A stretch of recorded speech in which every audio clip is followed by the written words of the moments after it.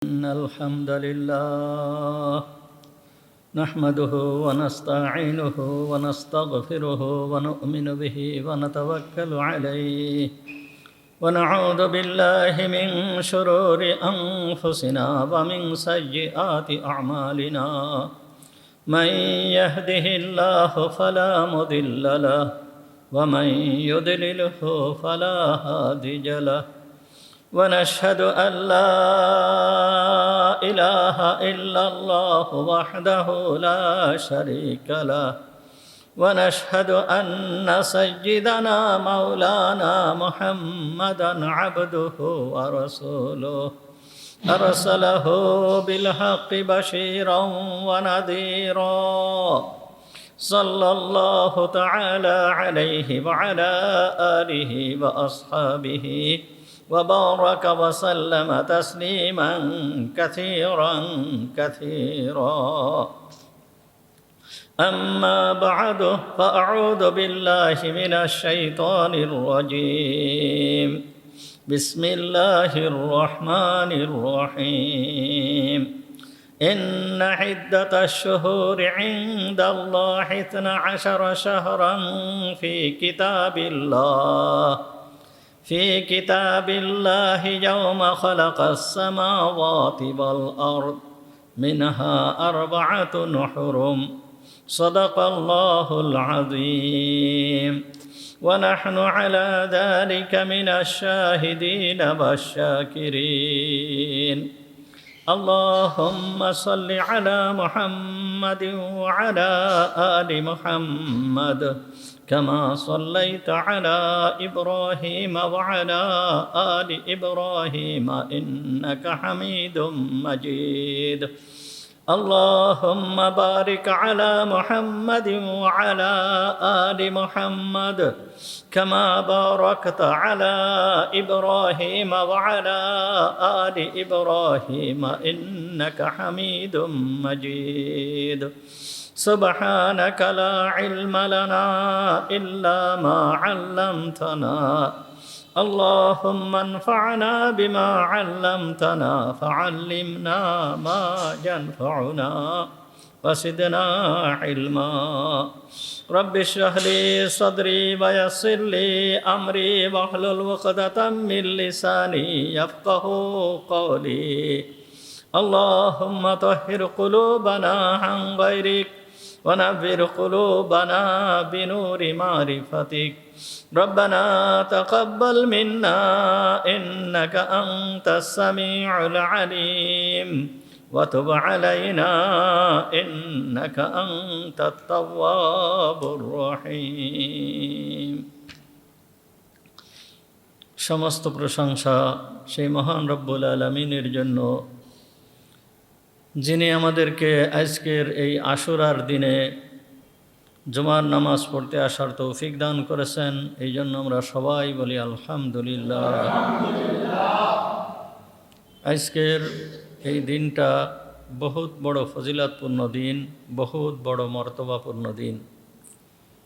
আজকে জুমার দিন আর তারপরে হচ্ছে মুহররম মাসের 10 তারিখ আশুরার দিন। আশুরা বলা হয় 10তম। আশরুন শব্দের অর্থ আছে 10 আর আশুরা বলা হয় 10তমকে। যেহেতু মুহররম মাসের এই 10তম দিন, এইটা একটা ফজিলতপূর্ণ দিন, এই জন্য এই দিনটাকে আশুরার দিন বলা হয়। গত সপ্তাহে বলেছিলাম যে এই সম্পর্কে কোনো আলোচনা করব না, কিন্তু দেখলাম যে আজকের এই দিন এমনভাবে মিলে গিয়েছে যে একে তো শুক্রবার আর তারপরে মুহররম মাসের 10 তারিখ হযরতে হুসাইন রাদিয়াল্লাহু তাআলা আনহুকে নির্মমভাবে এই দিনেই শহীদ করে দেওয়া হয়েছিল। ওই দিনটাও ছিল শুক্রবারের দিন, জুমার দিন। এই জন্য এর থেকে আমাদের কিছু নসিহাত অর্জন করা দরকার। এই জন্য মনে করলাম যে অন্তত কিছু কথা এই সম্পর্কে হওয়া উচিত। আশুরা 10ম দিন, 10তম দিন। হযরতে হুসাইন রাদিয়াল্লাহু তাআলা আনহুর শাহাদাত হয়েছিল, এই জন্য আশুরার দিন স্মরণীয় এই রকম কিছুই নয়। হ্যাঁ, হুসাইন রাদিয়াল্লাহু তাআলা আনহুর শাহাদাত এই দিনে হয়েছিল, এটা একটা ব্যাপার। কিন্তু আশুরার ফজিলত আগের থেকেই চলে আসতেছে। মুহাম্মদুর রাসূলুল্লাহ সাল্লাল্লাহু আলাইহি ওয়াসাল্লাম আশুরার দিনে রোজা রেখেছেন। হুজুর আকরাম সাল্লাল্লাহু আলাইহি ওয়াসাল্লামের আগের থেকেও এই আশুরার দিনের ফজিলত ছিল। আশুরার দিনের রোজা আগে ফরজ ছিল, কিন্তু রমজান অবতীর্ণ হওয়ার পরে আল্লাহ তাআলা এইটাকে এখতিয়ারাধীন করে দিয়েছেন, অর্থাৎ এখতিয়ারে দিয়ে দিয়েছেন যে আশুরায় ইচ্ছা করবে রোজা রাখতে পারবে, আর যে ইচ্ছা করবে সে রোজা ছেড়েও দিতে পারবে। অর্থাৎ এই রোজাটা আমাদের জন্য এখন সুন্নাত হয়েছে।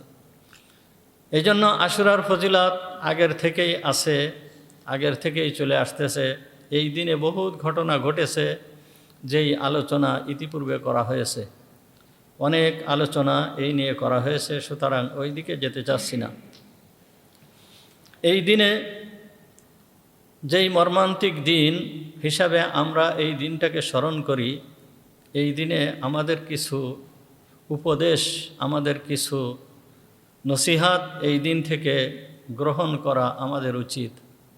মুহররম মাস, এই মাসটা সম্মানীয় মাস, আল্লাহ তাআলার কাছে সম্মানীয় মাস।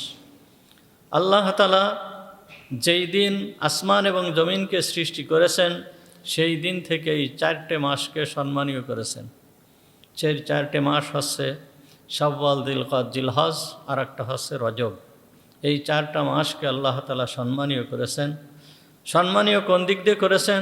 যে এই 4 মাসে যুদ্ধ বিগ্রহ করা হারাম ছিল। এই 4 মাস কেউ কারোর সঙ্গে যুদ্ধ বিগ্রহ করতে পারবে না, কোনো যুদ্ধটুদ্ধ করতে পারবে না। এই সমস্ত যুদ্ধটুদ্ধ করা এইগুলো হারাম ছিল। সুতরাং এই সম্মানীয় মাসে অন্যায় করা আরও জঘন্যতম অপরাধ। এমনি সাধারণ মাসে তো অন্যায় করা এটা অপরাধ, আর তারপরও এই সম্মানীয় মাসে অন্যায় করা এটা হচ্ছে জঘন্যতম অপরাধ। আর তারপরে জঘন্যতম অপরাধের ভিতরে হচ্ছে কতল কিতাল করা, যুদ্ধ বিগ্রহ করা, মানুষকে হত্যা করা, এইটা আরও মারাত্মক পর্যায়ের অপরাধ। সর্বপ্রথম মুহাম্মদুর রাসূলুল্লাহ সাল্লাল্লাহু আলাইহি ওয়াসাল্লামের ইন্তেকালের পরে এই মুহররম মাসের প্রথম দিনেই হযরতে ওমর রাদিয়াল্লাহু তাআলা আনহুকে শহীদ করা হয়েছিল। হযরতে ওমর রাদিয়াল্লাহু তাআলা আনহু ফজরের নামাজরত অবস্থায় ছিলেন, নামাজ পড়াইতেছিলেন। এমত অবস্থায় হযরতে ওমর রাদিয়াল্লাহু তাআলা আনহুকে শহীদ করে দেওয়া হয়েছিল, পেটে ছুরি চালাই দিয়ে দেওয়া হয়েছিল। হযরতে ওমর রাদিয়াল্লাহু তাআলা আনহুর শাহাদাতের যে ঘটনা, সেইটাও এই মুহররম মাসের এই 10 তারিখে হয়েছিল।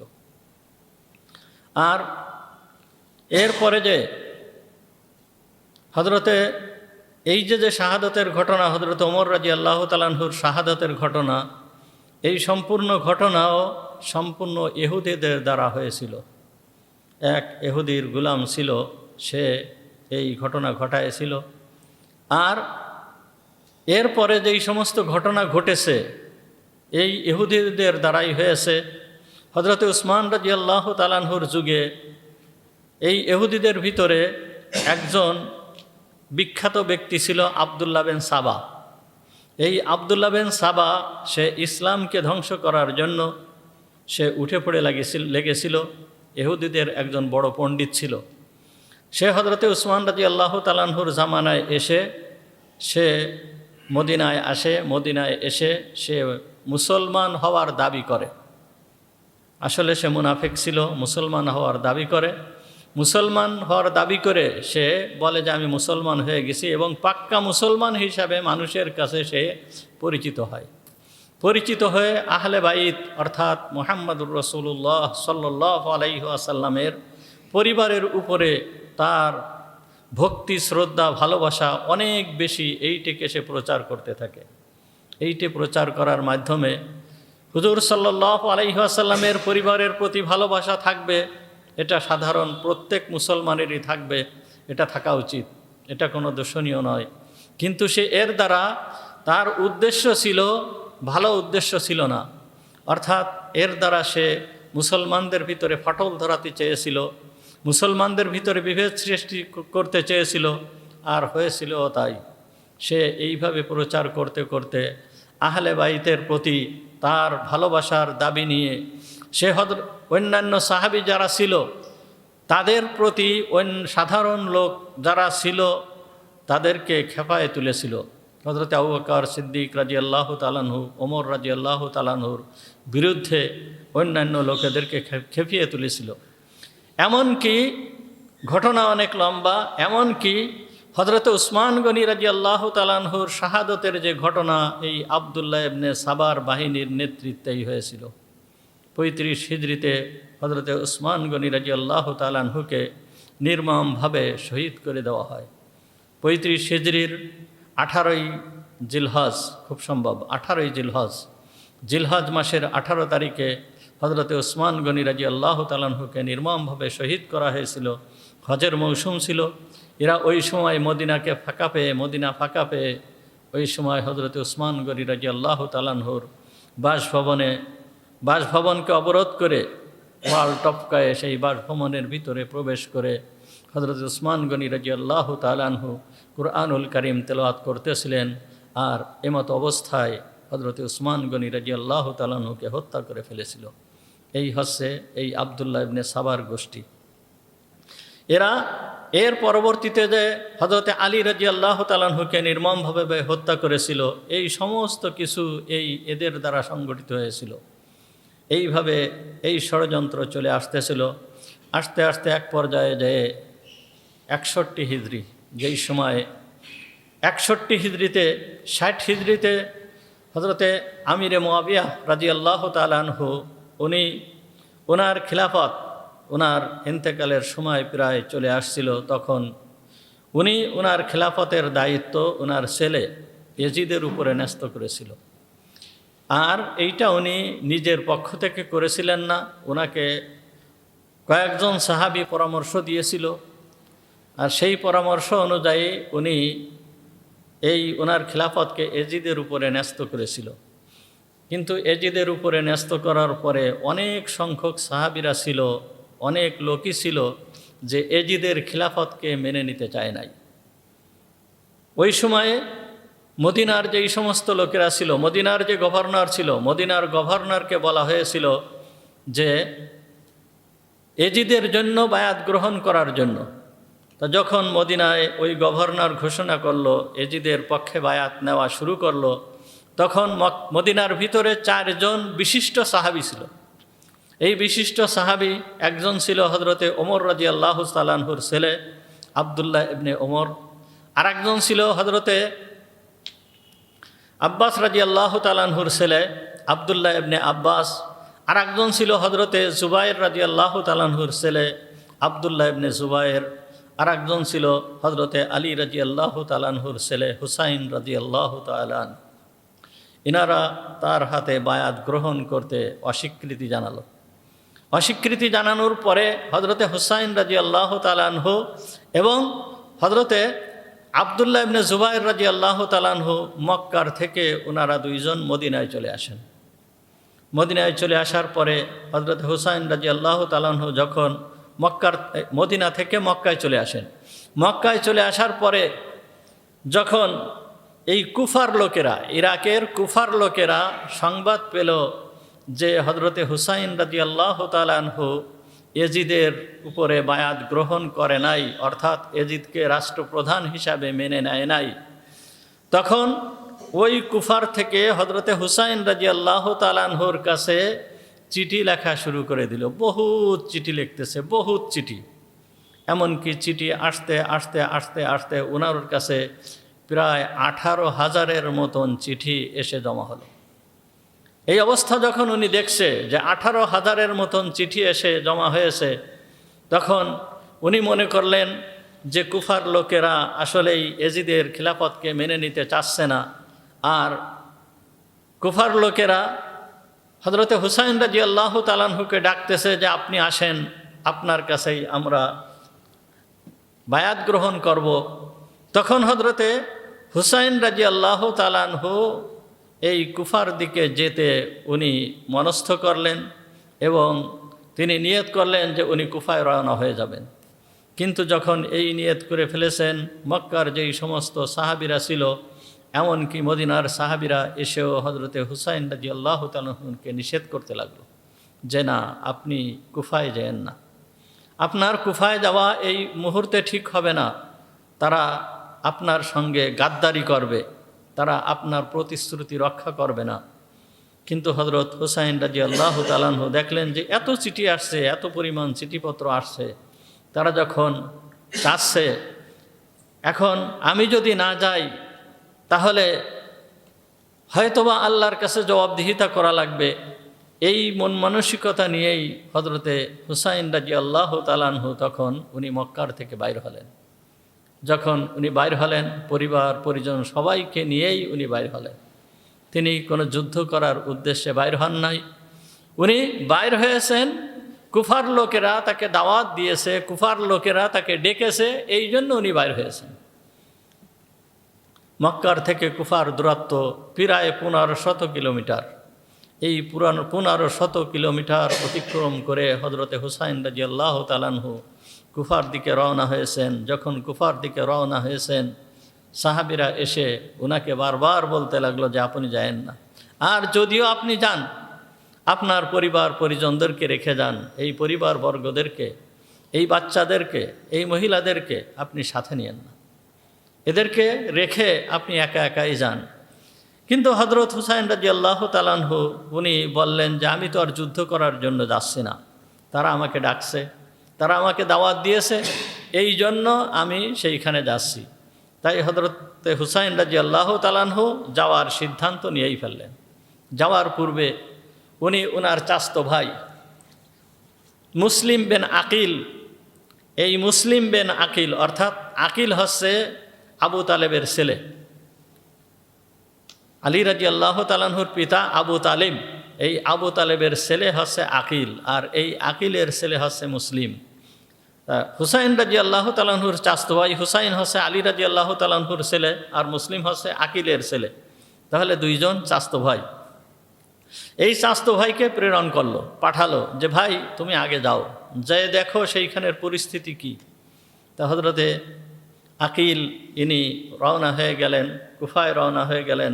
যখন কুফায় গিয়েছেন, কুফায় যেয়ে দেখে কুফার লোকেরা হুসাইন রাদিয়াল্লাহু তাআলা আনহুকে চাচ্ছে, কুফার লোকেরা সবাই হুসাইন রাদিয়াল্লাহু তাআলা আনহুকে চায়, এমনকি আকিল হুসাইনের পক্ষে বায়াত গ্রহণ করা শুরু করেছে।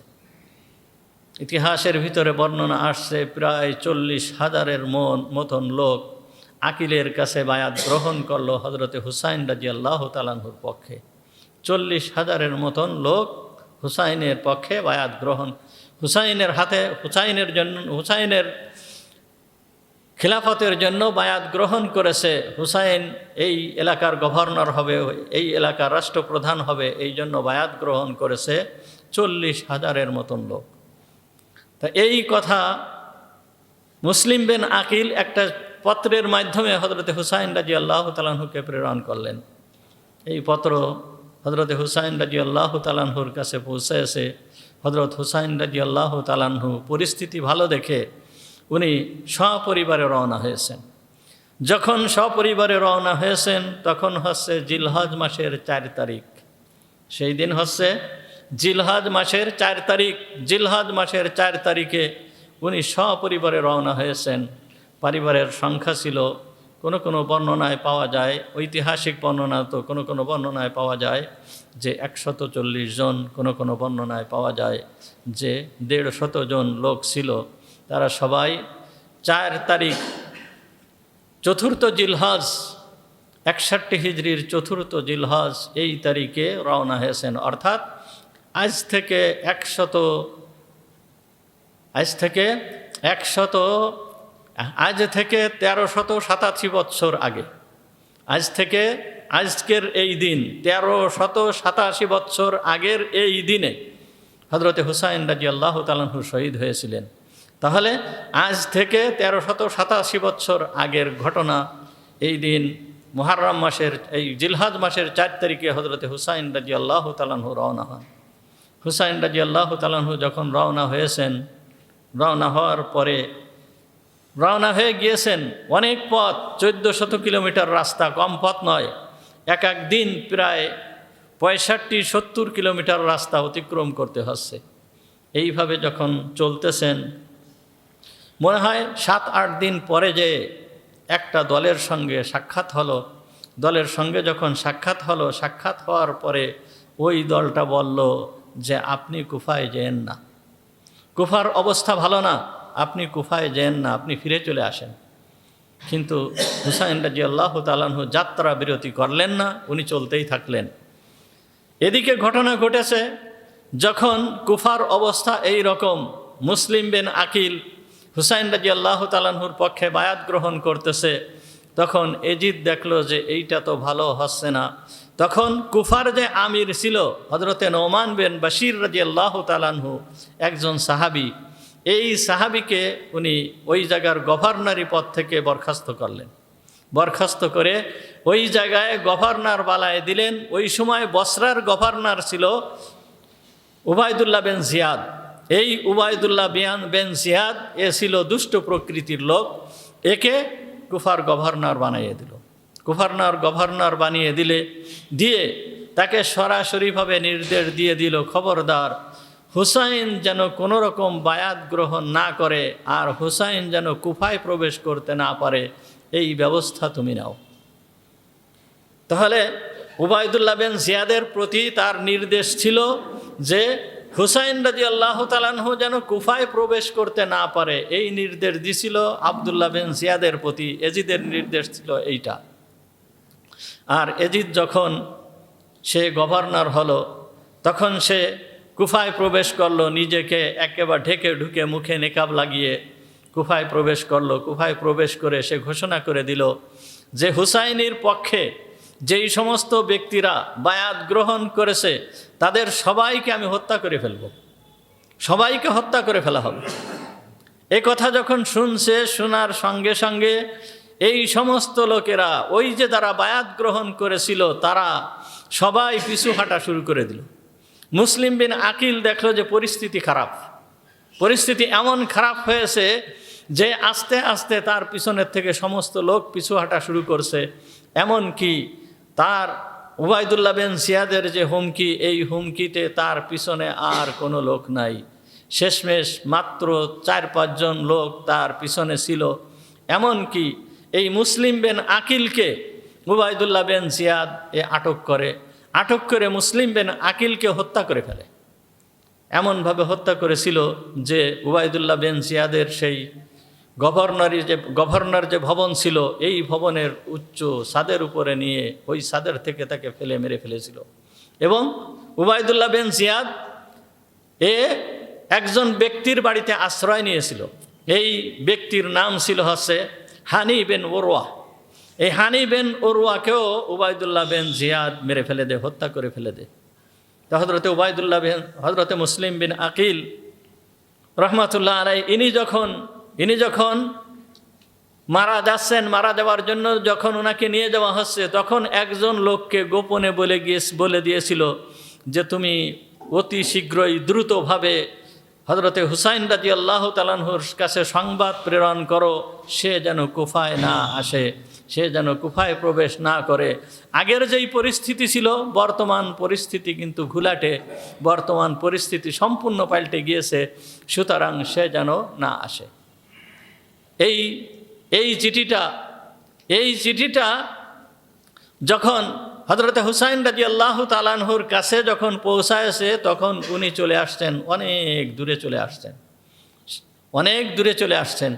এইখানে আসার পরে যখন উনি এই অবস্থা দেখতে পারছেন, এমনকি উনি যখন একেবারে কুফার কাছে চলে আসছেন, মাত্র 150 কিলোমিটার রাস্তা সামনে আছে, এই সময় এসে এই উবাইদুল্লাহ বিন জিয়াদের একদল সৈন্য, এই সৈন্যের আমির ছিল হুর বিন ইয়াজিদ। এই হুর বিন ইয়াজিদের নেতৃত্বে 100 সৈন্য এসে 1000 সৈন্য এসে হযরতে হুসাইন রাদিয়াল্লাহু তাআলা আনহুর এই সেনাবাহিনীকে আটক করে ফেলে। হুসাইন রাদিয়াল্লাহু তাআলা সেনাবাহিনী না, হুসাইন রাদিয়াল্লাহু তাআলা আনহুর এই লোকেদেরকে ঘিরে ফেলে যথাযথ সম্মানের সাথে বলতে থাকে, আপনাকে কুফায় যেতে নিষেধ করা হয়েছে, সুতরাং আপনি কুফায় যাবেন না। কুফায় আপনাকে যেতে দেওয়া হবে না। এইভাবে সে বাধা প্রদান করতে লাগলো, কিন্তু হুসাইন রাদিয়াল্লাহু তাআলা আনহুর সাথে অনেক কঠোরতা করে নাই, যেহেতু মুহাম্মদুর রাসূলুল্লাহ সাল্লাল্লাহু আলাইহি ওয়াসাল্লামের নাতি, তার যেই সম্মান সেই সম্মানকে সে বজায় রাখার চেষ্টা করছে। এবং সে যেহেতু তার প্রধানের নির্দেশ, সেই হিসাবে সে আসছে, আসার পরে এখন সে চেষ্টা করছে যে কুফায় যাতে না ঢোকে। কিন্তু হুসাইন রাদিয়াল্লাহু তাআলা আনহু উনি মনে করলেন যে আমি কুফায় যাব।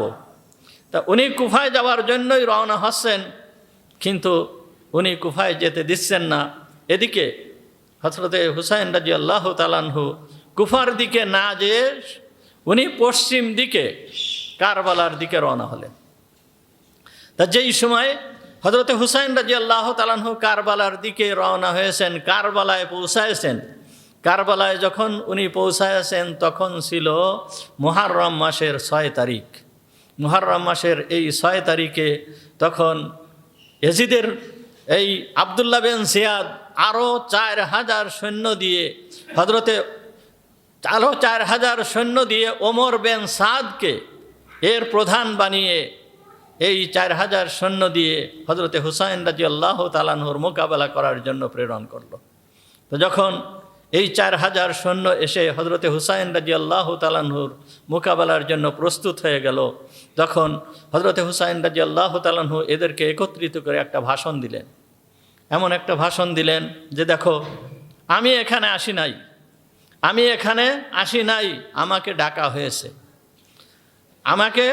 হয়েছে, আমাকে আমন্ত্রণ করা হয়েছে, আমাকে মেহমান বানিয়ে এখানে আনা হয়েছে। তখন সে বলল যে, কে আপনাকে মেহমান বানিয়ে আনছে? তখন উনি ওনার যেই পাত্র ছিল ওর ভিতরের থেকে উনি 18,000 চিঠিকে বাইর করলেন। 18,000 চিঠি বাইর করে এক এক করে পড়ে পড়ে শোনাতে লাগলো যে, অমুক ব্যক্তি আমার কাছে চিঠি লিখছে, অমুক ব্যক্তি আমার কাছে চিঠি লিখছে। কিন্তু আমর বিন সাদ এইটে মেনে নিল না, বলল যে কোনোভাবে হোক আপনাকে ওখানে যেতে দেওয়া হবে না, তখন হযরতে হুসাইন রাদিয়াল্লাহু তাআলা আনহু যখন এই বাধার সম্মুখীন হলো, তখন হুসাইন রাদিয়াল্লাহু তাআলা আনহু একটা প্রস্তাব দিলেন। কি প্রস্তাব?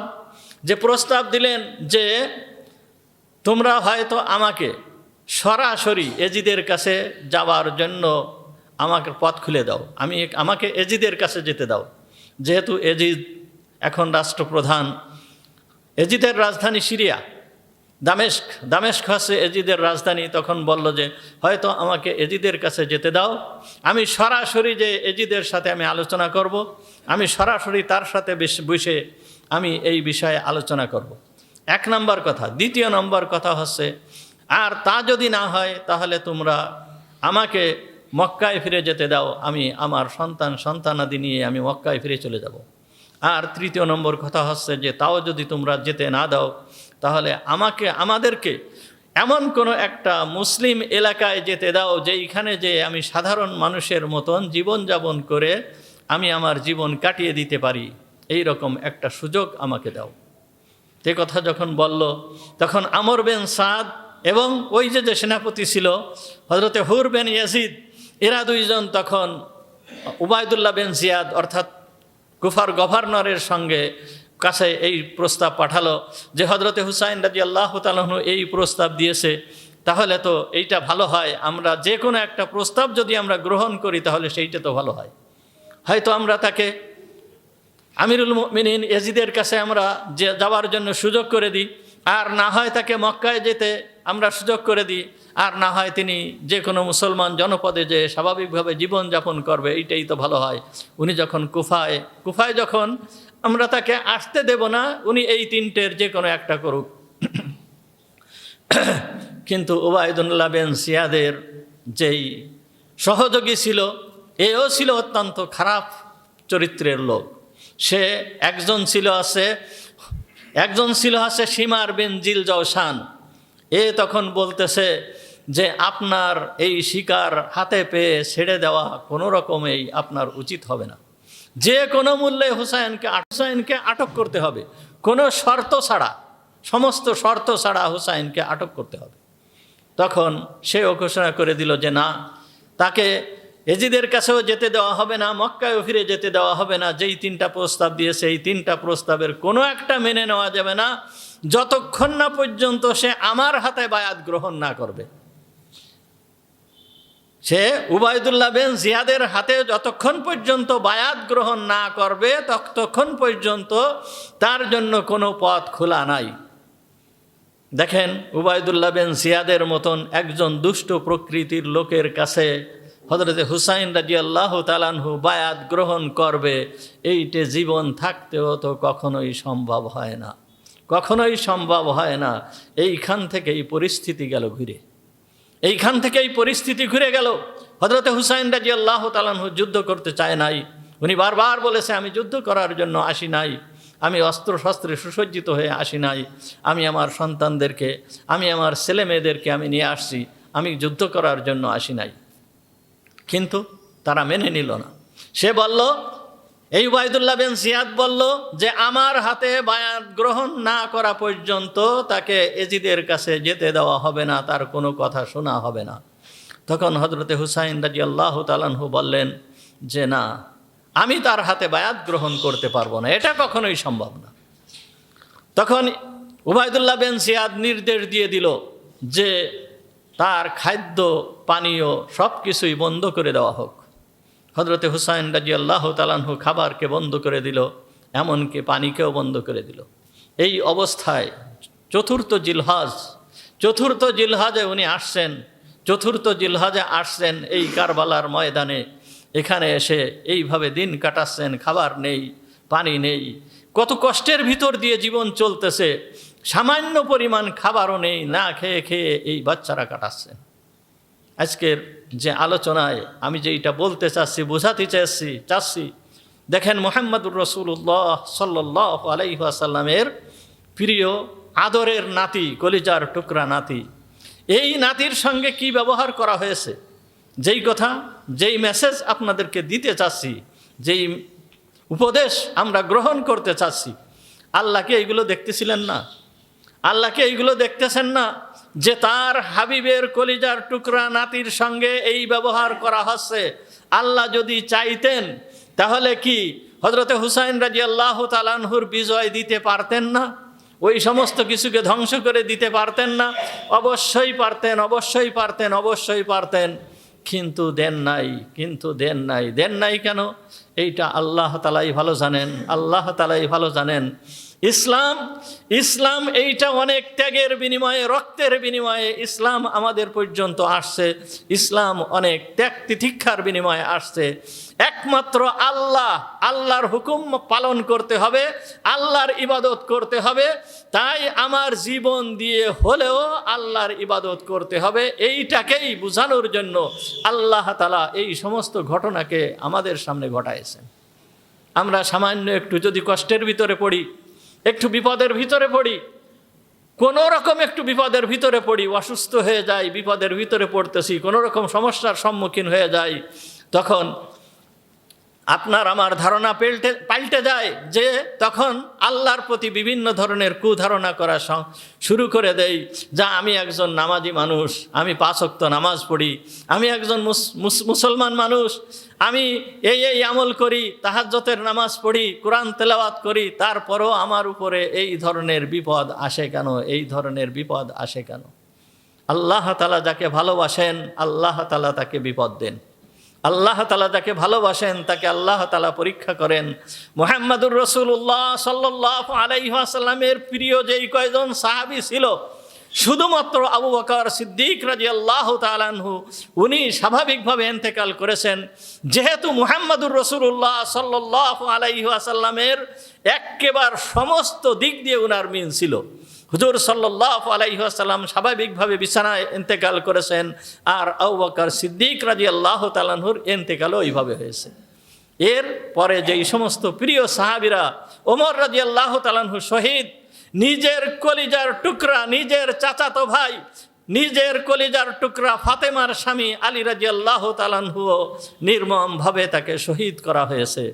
তার নিজের আপন জামাই যাকে জিন্নুর আইন বলা হয়েছে, 2 জন মেয়েকে হযরতে উসমান রাদিয়াল্লাহু তাআলা আনহুর সাথে বিবাহ দিয়েছিল।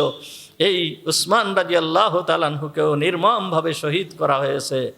আর তার এই কলিজার টুকরাকে কিভাবে শহীদ করা হচ্ছে, এর থেকে আমাদের এই নসিহত অর্জন করতে হবে যে আল্লাহ তাআলা বিপদ আপদ দেন আপনার আমার উপকারের জন্য, মর্যাদা বৃদ্ধি করার জন্য, মর্যাদাকে বাড়ানোর জন্য।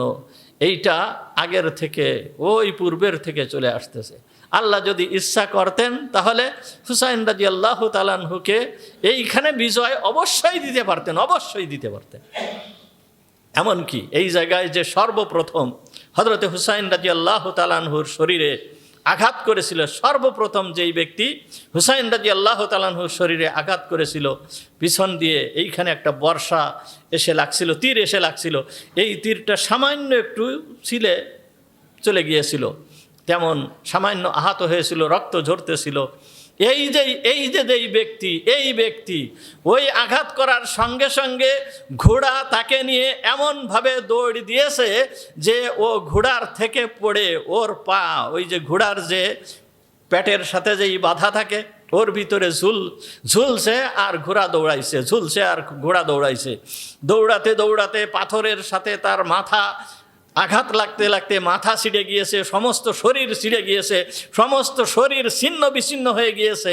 শুধুমাত্র ওই পাটা ওই ঘোড়ার ওই পেটের সাথে ওর সঙ্গে লাগানো ছিল, আর সব ছিন্ন বিচ্ছিন্ন হয়ে গিয়েছিল।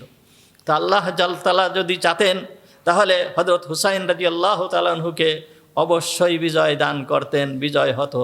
কিন্তু আল্লাহ তাআলা এইটা চান নাই, আল্লাহ তাআলা এইটা চান নাই। হযরতে হুসাইন রাদিয়াল্লাহু তাআলা আনহুকে এইখানে এই দিনে এইভাবে নির্মমভাবে, এত নির্মমভাবে পৃথিবীর ইতিহাসে এইরকমভাবে কাউকে শহীদ করা হয় নাই। এত নির্মমভাবে এইভাবে কাউকে শহীদ করা হয় নাই পৃথিবীর ইতিহাসে। একে তো আশুরার দিন ফজিলতপূর্ণ দিন, এই দিনে ফজিলতপূর্ণ দিন, তারপরেও ছিল শুক্রবারের দিন, তারপরেও ছিল জুমার দিন। এই দিনে আর আগেই বললাম যে এই মাস ছিল আছে মুহররম মাস, যেই মাসে যুদ্ধ বিগ্রহ করা সম্পূর্ণরূপে নিষেধ ছিল। আর সেই মাসে হযরতে হুসাইন রাদিয়াল্লাহু তাআলা আনহুকে কত নির্মমভাবে শহীদ করা হয়েছে।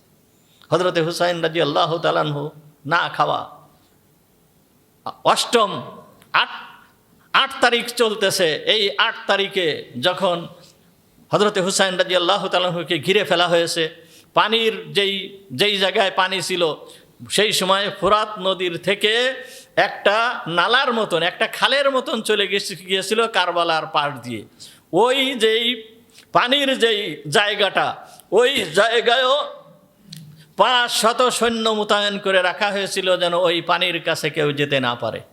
পানি কোনো জায়গার থেকে একটু পানি যদি কেউ আনছে তাহলে ওই পানির পাত্রটাকে তীর মেরে ফুটো করে দিয়ে পানিকেও ফেলে দেওয়া হয়েছে। এই রকম অবস্থার সৃষ্টি হয়েছে। হযরতে হুসাইন রাদিয়াল্লাহু তাআলা আনহু ওই 8 তারিখে 9 তারিখে যখন যুদ্ধ শুরু হয়ে যাবে, তখন হযরতে হুসাইন রাদিয়াল্লাহু তাআলা আনহু বললেন যে আমাকে এই রাতটা একটু সুযোগ দেওয়া হোক, আমাকে এই রাতটা একটু সুযোগ দেওয়া হোক। তখন এই যুদ্ধের নেতৃত্ব ছিল আমর বিন সাআদ, আর ওই কার কথা বললাম যে হুর বিন ইয়াজিদ। আমর বিন সাআদ আর হুর বিন ইয়াজিদ চাচ্ছিল না যে যুদ্ধ হবে, কিন্তু আমর বিন সাআদও চাচ্ছিল না যুদ্ধ হবে। এইভাবে 6 দিন পর্যন্ত তারা ওই অবস্থায় রয়েছে, যুদ্ধ হয় না, সামান্য হামলা হচ্ছে আবার চলে যাচ্ছে, তারাও চায়নি যুদ্ধ হয় না।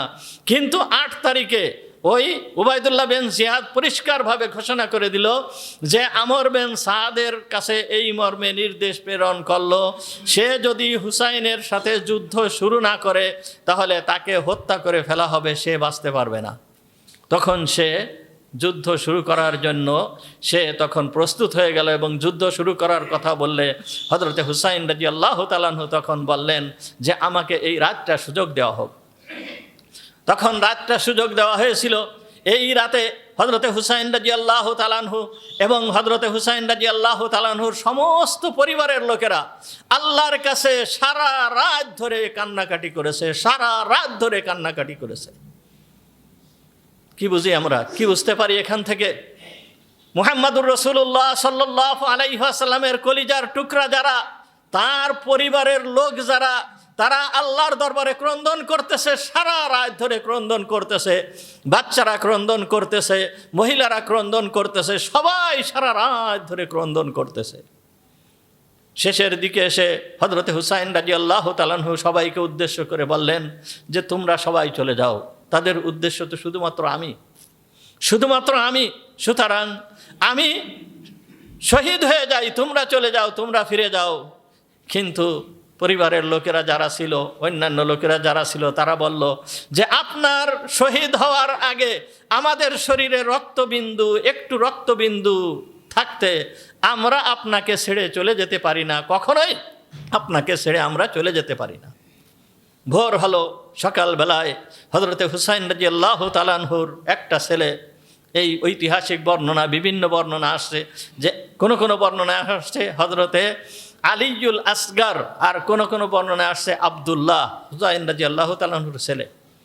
এই আব্দুল্লাহর বর্ণনায় বেশি। এই ছোট্ট ছেলে, এই ছেলের বয়স তখন হয়তো 2.5 বছর 3 বছর এইরকম হবে, কিংবা তারও কম হবে, 2 বছরের মতন এইরকম। পিপাসায় এমন অবস্থার সৃষ্টি হয়ে গিয়েছে, পিপাসায় কেমন যেন জিহ্বা বাহির করে দিচ্ছে। হুসাইন রাদিয়াল্লাহু তাআলা আনহু ছেলেটাকে কোলে নিলেন, কোলে নিয়ে আদর করতেছেন, এইখানে এই উনার রানের উপরে বসায়ছেন। এমন সময় একজন ব্যক্তি ওই পক্ষর থেকে তীর নিক্ষেপ করলো, ছেলেটার এইখানে বিদ্ধ হয়ে সাথে সাথেই নড়াচড়া ছাড়াই একেবারে শহীদ হয়ে গেল। যখন এই ছেলেটা শহীদ হয়ে গিয়েছে, বাচ্চা ছেলে শহীদ হয়ে গিয়েছে, এই ছেলের রক্তকে হযরতে হুসাইন রাদিয়াল্লাহু তাআলা আনহু এইভাবে হাতে ধরলেন, হাতের ভিতরে এই ছেলের রক্ত নিলেন। রক্ত নিয়ে আকাশের দিকে তাকিয়ে বললেন, হে আল্লাহ, তুমি যদি এতে রাজি থাকো আমার কোনো আপত্তি নাই, তুমি যাতে রাজি আমিও তাইতে রাজি। এরপরেই যুদ্ধের জন্য প্রস্তুত হয়ে গেল, যুদ্ধের জন্য প্রস্তুত হয়ে গিয়েছে। যুদ্ধের জন্য এমনভাবে প্রস্তুত হয়েছে যে হুসাইন রাদিয়াল্লাহু তাআলা আনহু যখন নিরুপায় হয়ে গেছেন, তখন যুদ্ধের জন্য প্রস্তুত হয়েছেন।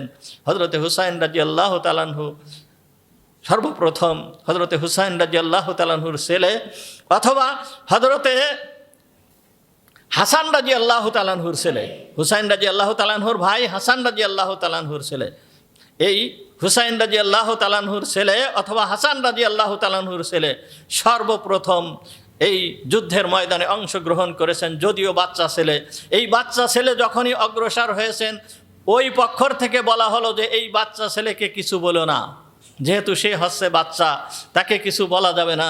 কিন্তু ওই পক্ষর থেকে ওই সীমার জিল জওশান নির্দেশ দিল, এমনকি একটা তরবারির আঘাতে এই ছেলেটাকে হত্যা করে ফেলালো। যখন এই ছেলেটা শহীদ হয়ে গেল, হুসাইন রাদিয়াল্লাহু তাআলা আনহুর পক্ষের যে ঝান্ডা ছিল, হুসাইন রাদিয়াল্লাহু তাআলা আনহুর পক্ষের যেই ঝান্ডা ছিল, এই ঝান্ডা ছিল হযরতে আব্বাস বিন আলী রাদিয়াল্লাহু তাআলা আনহুর কাছে। হযরত আলী রাদিয়াল্লাহু তাআলা আনহুর ছেলে হুসাইনের ভাই আব্বাস রাদিয়াল্লাহু তাআলা আনহুর কাছে এই ঝান্ডা ছিল।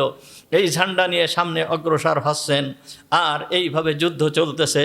যুদ্ধ চলতে এমন অবস্থার সৃষ্টি হয়েছে যে হযরতে হুসাইন রাদিয়াল্লাহু তাআলা আনহুর পরিবারের বহুত লোক মারা গেল, হযরতে শহীদ হয়ে গেল। হযরতে হুসাইন রাদিয়াল্লাহু তাআলা আনহুর পরিবারের, অর্থাৎ নিজ পরিবারের, একেবারে হযরত আবু তালেবের পরিবারের, হুসাইন রাদিয়াল্লাহু তাআলা আনহুর পিতার নাম কি? আলী রাদিয়াল্লাহু তাআলা আনহু, আর আলী রাদিয়াল্লাহু তাআলা আনহুর পিতার নাম আবু তালেব। এই আবু তালেবের পরিবারের হুসাইন রাদিয়াল্লাহু তাআলা আনহুর, আবু তালেবের পরিবারের হুসাইন রাদিয়াল্লাহু তাআলা আনহুর ভাইদের ভিতরে 6 জন শহীদ হয়ে গিয়েছেন। আপন ভাই হুসাইন রাদিয়াল্লাহু তাআলা আনহুর আপন ভাই 6 জন শহীদ হয়ে গিয়েছেন। হযরতে আলী রাদিয়াল্লাহু তাআলা আনহুর ছেলে আব্বাস রাদিয়াল্লাহু তাআলা আনহু, জাফর রাদিয়াল্লাহু তাআলা আনহু, উবাইদুল্লাহ রাদিয়াল্লাহু তাআলা আনহু, উসমান রাদিয়াল্লাহু তাআলা আনহু, মুহাম্মদ রাদিয়াল্লাহু তাআলা আনহু, আবু বকর রাদিয়াল্লাহু তাআলা আনহু, এগুলো সব আলী রাদিয়াল্লাহু তাআলা আনহুর ছেলে। দেখেন বর্তমান শিয়ারা এইভাবে হযরতে আবু বকর, হযরতে ওমর রাদিয়াল্লাহু তাআলা আনহুর প্রতি দোষারোপ করে এই জন্য যে তারা আলী রাদিয়াল্লাহু তাআলা আনহুর বিপক্ষে ছিলেন। কিন্তু আলী রাদিয়াল্লাহু তাআলা আনহুর বিপক্ষে যদি এই সমস্ত লোকেরা ছিলেন, আলী রাদিয়াল্লাহু তাআলা আনহুর নিজের ছেলের নাম রাখছে উসমান, নিজের ছেলের নাম রাখছে আবু বকর, আলী রাদিয়াল্লাহু তাআলা আনহুর নিজের সন্তানদের নাম রাখছে, আলী রাদিয়াল্লাহু তাআলা আনহুর সন্তানের নাম ওমরও ছিল। তাহলে আলী রাদিয়াল্লাহু তাআলা আনহুর সাথে তাদের কেমন সম্পর্ক ছিল। যাই হোক, হুসাইন রাদিয়াল্লাহু তাআলা আনহুর 6 ভাই এই জায়গায় শহীদ হয়ে গেলেন। হুসাইন রাদিয়াল্লাহু তাআলা আনহুর 2 ছেলে, ওই যে বললাম আব্দুল্লাহ সর্বপ্রথম হুসাইন রাদিয়াল্লাহু তাআলা আনহুর হাতে শহীদ হয়ে গিয়েছে।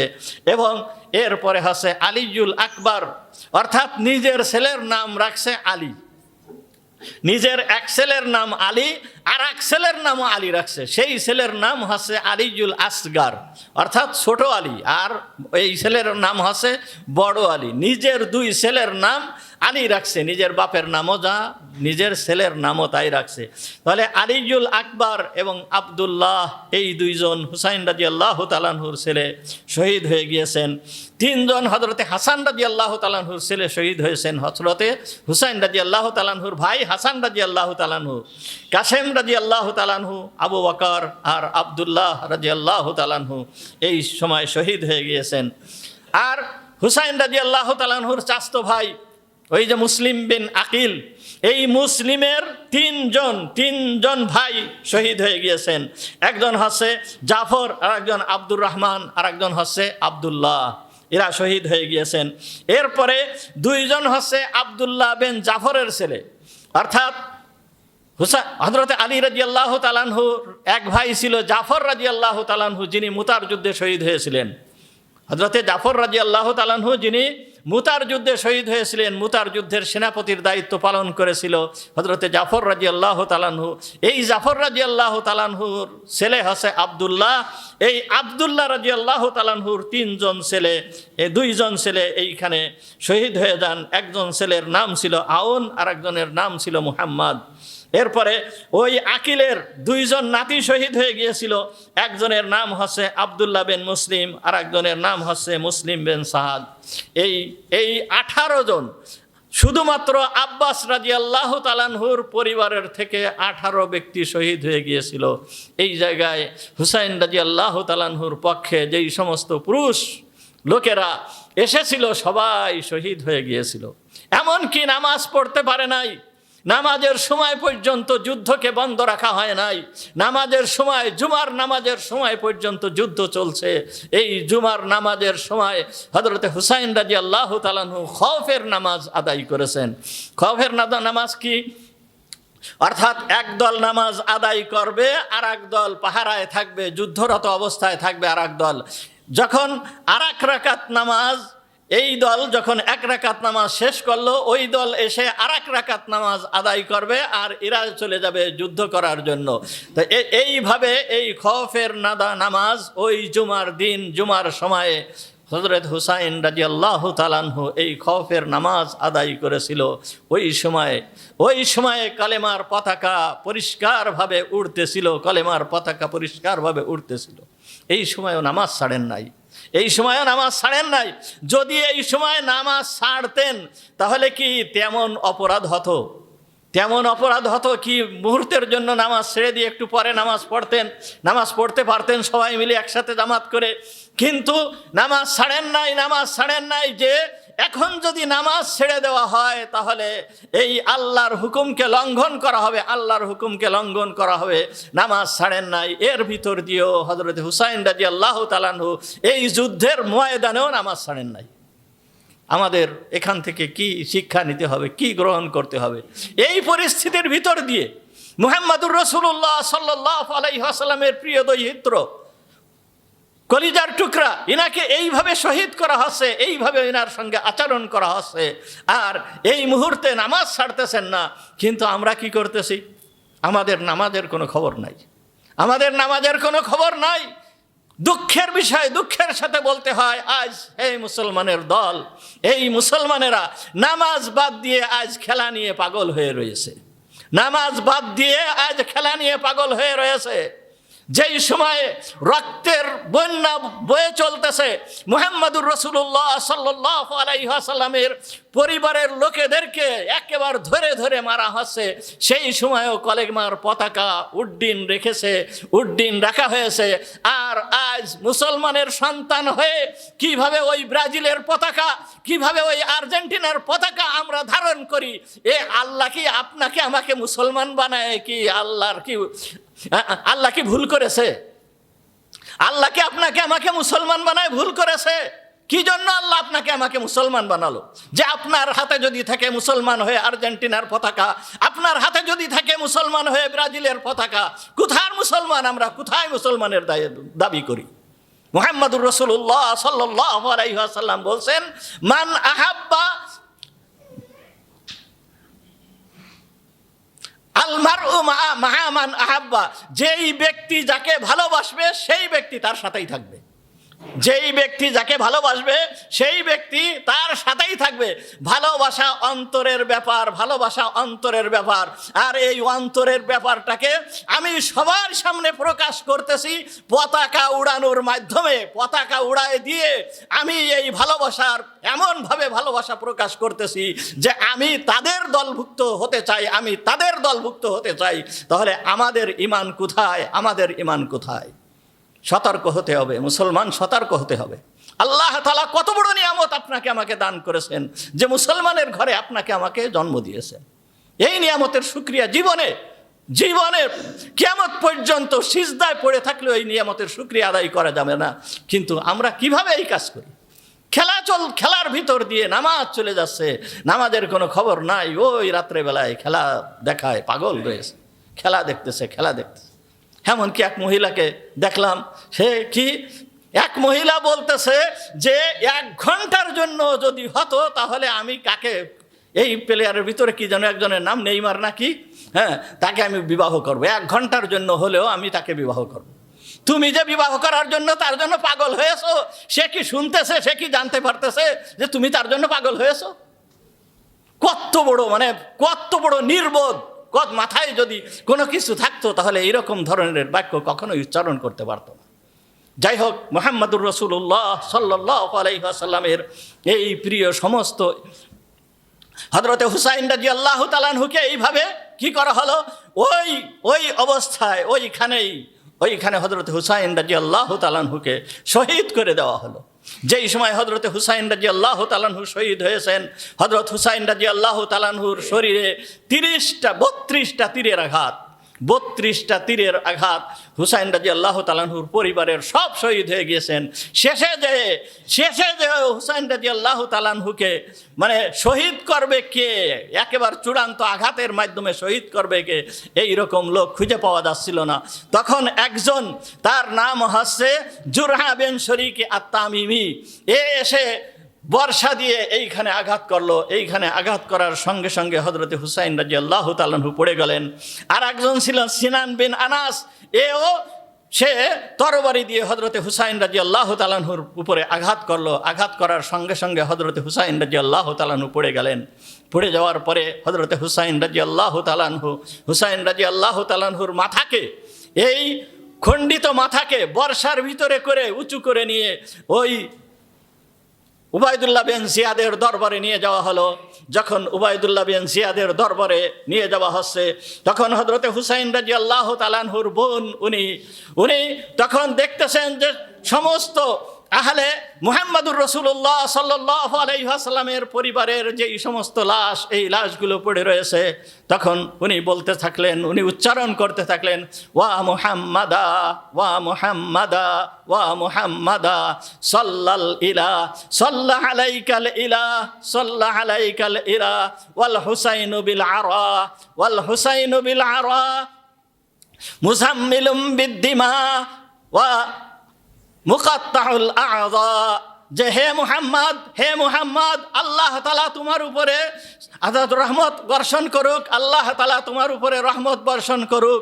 হুসাইনের মাথাকে এইভাবে নিয়ে যাওয়া হচ্ছে, হুসাইনের সমস্ত শরীরে রক্ত আর রক্ত, হুসাইনের পরিবারের সমস্ত পরিবার রক্তে রঞ্জিত, তাদেরকে এইভাবে রাখা হয়েছে, তাদের সমস্ত অঙ্গ প্রত্যঙ্গকে টুকরো টুকরো করে ফেলা হয়েছে। এইভাবে উনার বোন হুসাইন রাদিয়াল্লাহু তাআলা আনহুর বোন এইভাবে কবিতা আবৃত করতে লাগলেন। হুসাইন রাদিয়াল্লাহু তাআলা আনহুর মাথাকে যখন নিয়ে যাওয়া হয়েছে, ওইখানে উবাইদুল্লাহ বিন জিয়াদের সামনে যখন রাখা হয়েছে, উনি একটা লাঠি, ওই উবাইদুল্লাহ বিন জিয়াদ ও একটা লাঠি দিয়ে এই জায়গায় আঘাত করতেছিল। হযরতে আনাস রাদিয়াল্লাহু তাআলা আনহু বিশিষ্ট সাহাবী ওইখানে দাঁড়ানো ছিল, সঙ্গে সঙ্গে বলছে, হে বদবক, তুই এইখান থেকে তোর লাঠি সরা, আমি মুহাম্মাদুর রাসূলুল্লাহ সাল্লাল্লাহু আলাইহি ওয়াসাল্লামকে এই ঠোঁটে আমি চুমা দিতে দেখছি, তোর লাঠি সরা এখান থেকে। তখন সে লাঠি সরাতে বাধ্য হয়েছিল। এই ব্যক্তি, এই যে উবাইদুল্লাহ বিন জিয়াদ, যে মুহাম্মাদুর রাসূলুল্লাহ সাল্লাল্লাহু আলাইহি ওয়াসাল্লামের নাতির এই ঠোঁটের উপরে আঘাত করছিল ছড়ি দিয়ে, এইভাবে নির্মমভাবে হুসাইন রাদিয়াল্লাহু তাআলা আনহুকে শহীদ করেছিল। আল্লাহ তাআলা তার প্রতিদান দুনিয়া থেকে দেখাইছেন। ওমর মুখতার বিন উবাই সাকাফি যেই সময় এই উবাইদুল্লাহ বিন জিয়াদকে ওইভাবে হত্যা করে এনে মাথাটাকে কেটে এনে ওই রাজপ্রাসাদে এনে রাখছিল, রাখার সঙ্গে সঙ্গে দেখা গেল হঠাৎ করে একটা সাপ এসে নাকের ভিতর দিয়ে প্রবেশ করতেছে আর কানের ভিতর দিয়ে বের হচ্ছে, নাকের ভিতর দিয়ে প্রবেশ করতেছে আর কানের ভিতর দিয়ে বের হচ্ছে। তা এইভাবে এদের শাস্তি দেওয়া হয়েছিল, এইভাবে তার শাস্তি প্রাপ্ত হয়েছিল। কিন্তু যে কথা বলতে চাচ্ছিলাম, যে হুসাইন রাদিয়াল্লাহু তাআলা আনহুকে এই দিনে, আজকের এই দিনে 1387 বছর আগে এই দিনে নির্মমভাবে হযরতে হুসাইন রাদিয়াল্লাহু তাআলা আনহুকে শহীদ হয়ে গিয়েছে। আল্লাহ তাআলা ভালোভাবে দেখছেন, আল্লাহ তাআলা সমস্ত কিছু জানেন, শোনেন, সমস্ত কিছু করেন। এর দ্বারা আপনার আমার উপদেশ কি গ্রহণ করতে হবে মুসলমান? আল্লাহর জন্য সমস্ত কিছু। আল্লাহ যেইভাবে আপনাকে আমাকে রাখবেন, তার উপরে আপনার আমার রাজি থাকতে হবে, সর্ব অবস্থায় আল্লাহর হুকুম পালন করতে হবে। এই ইসলাম রক্তের বন্যায় ভেসে এসেছে। ইসলাম অত সহজ নয়। আল্লামা ইকবাল মরহুম বলেছেন, ইসলাম জিন্দা হোতা হ্যায় হার কারবালা কি বাদ, ইসলাম জিন্দা হতা হয় হার কারবালা কি বাদ। কারবালার পরেই ইসলাম জিন্দা হয়। সুতরাং একজন মুসলমান তার এমন হতে হবে যে জীবন চলে যাবে কিন্তু সে মুসলমানিত্ব হারাতে পারবে না। আজকের এই আশুরার শিক্ষা আমাদেরকে এই শিক্ষাই দান করে। সুতরাং এইভাবে আমরা জীবনযাপন করার চেষ্টা করি। ওয়া আখিরু দাওয়ানা আলহামদুলিল্লাহি রাব্বিল আলামিন।